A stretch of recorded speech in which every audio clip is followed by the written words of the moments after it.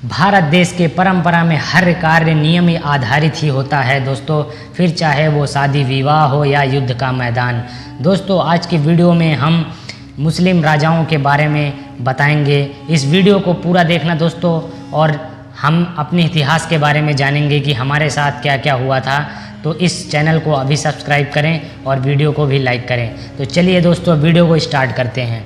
दोस्तों अगर युद्ध की बात करें तो इसके लिए भी भारत में कई नियम बनाए गए हैं। विभिन्न श्लोकों में वर्णन मिलता है कि भारतीय योद्धा कभी भी निहत्थे या फिर किसी अंग के कट जाने या फिर धनुष के टूट जाने आदि पर शत्रुओं पर वार नहीं करते थे। लेकिन जब से भारत में विदेशियों जैसे तुर्क, अफगान आदि पर आक्रमण हुए तब उन्होंने यहाँ की सभी स्थितियाँ व नियमों को मटिया मैल कर दिया। उन पर क्रूरता इस हद हावी हो गई थी दोस्तों कि युद्ध के समय ना तो दिन देखा ना ही रात, और ना ही वृद्ध स्त्रियाँ ना बच्चों को। जहाँ एक और वो अपने धुन में सवार होकर भारतवासियों तथा उनके संपत्तियों का हनन कर आगे बढ़ते गए, उधर दूसरी ओर कुछ भारतीय भी उनका साथ देते गए।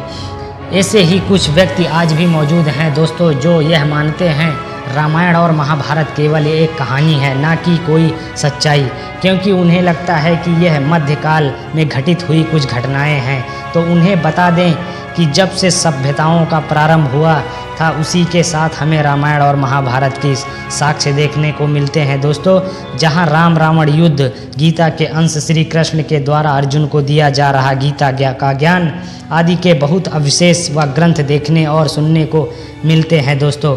प्राचीन समय में न्याय व्यवस्था इतनी सुदृढ़ थी कि सत्य और न्याय की रक्षा के लिए ना ही परिजनों को देखा जाता था ना बाहरी लोगों को। जैसे रामायण में श्री राम ने माता सीता के रक्षा व सत्य की स्थापना के लिए दोस्तों भारत से बाहर जाकर रावण का वध किया था, ठीक उसके विपरीत जब महाभारत में स्वयं के ही परिवारजन राक्षसों के जैसा बर्ताव करने लगे, घर की स्त्रियों पर बुरी नज़र डालें, तो स्वयं के भाइयों अर्थात पांडवों द्वारा वध होना निश्चित था दोस्तों। हमारा भारत प्रारंभ से ही शास्त्र और शस्त्र दोनों पर आधारित रहा। सत्य की स्थापना के लिए हमें जो भी आवश्यक लगा हमने उसका पूर्ण रूप से उपयोग किया दोस्तों। बौद्धिक और आध्यात्मिक रूप से तो हम पहले से ही धनी थे। उधर मध्यकाल में जब 1026 ईस्वी में महमूद गजनवी सोमनाथ मंदिर को लूटने आया था दोस्तों, तब बहुत से लोगों ने अपनी ग्रंथ रचना साहित्य की ओर लगन के कारण इस ओर ध्यान ही नहीं दिया, जिसके कारण ना कि केवल सोमनाथ मंदिर को लूटा बल्कि हजारों लोगों की जान भी ली। यहाँ आकर उन विदेशियों ने देखा कि भारतीयों के पास तो ज्ञान की कोई कमी ही नहीं, जब कि वो तो सिर्फ एक किताब पर आधारित थे। इसीलिए फिर 1199 ईस्वी में खिलजी के आक्रमण ने हमारे नालंदा विश्वविद्यालय जैसे बौद्धिक केंद्रों को जला डाला। इस आग से इतने ग्रंथों तथा ज्ञान की हानि हुई जिसकी भरपाई हम कभी नहीं कर पाएंगे। लेकिन इतना सब होने के बाद भी हमारे पास इतने ग्रंथ बचे हुए हैं जिनका अध्ययन हम जिंदगी भर पढ़कर भी नहीं कर पाएंगे। फिर तैमूर वंश के आने से तो भारत की स्थिति और भी ज़्यादा बदतर हो गई। हालांकि बाबर के पुत्र हुमायूं के समय भारत पर अफगानों का राज था, जिस कारण उसे यहाँ से भागना पड़ा। लेकिन फिर हुमायूं के पुत्र अकबर ने अपनी वीरता और कूटनीतियों से काम लिया, जिस कारण वो राजपूतों से मित्रता कर भारत में प्रवेश कर गया।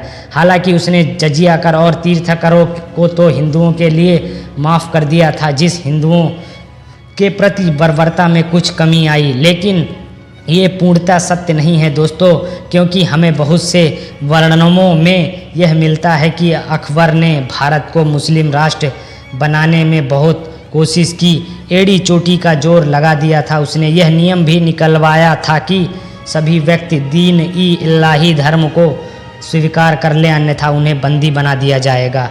धन्य है वह भूमि जहाँ पर ऐसे वीरों ने जन्म लिया दोस्तों, जिन्होंने अकबर के इस आदेश को सुनकर खुद को बंदी बनाना स्वीकार किया बजाय धर्म बदलने के। हालांकि वीरबल इसके अपवाद हैं। अकबर के ही समकालीन में ही तुलसीदास को माना जाता था, जो कि श्री राम के अनन्य भक्त हुआ करते थे दोस्तों। अगला वीडियो बहुत जल्द आएगा, इसका दूसरा पार्ट।